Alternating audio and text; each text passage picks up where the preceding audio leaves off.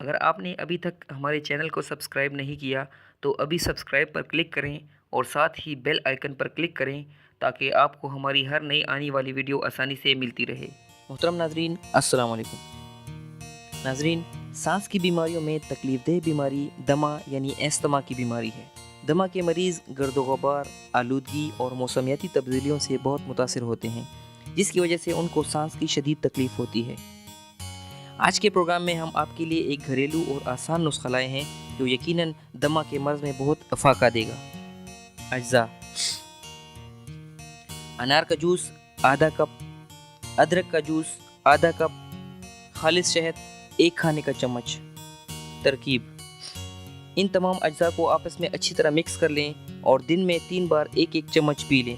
انشاءاللہ دمہ کے مرض میں نمایاں بہتری آ جائے گی۔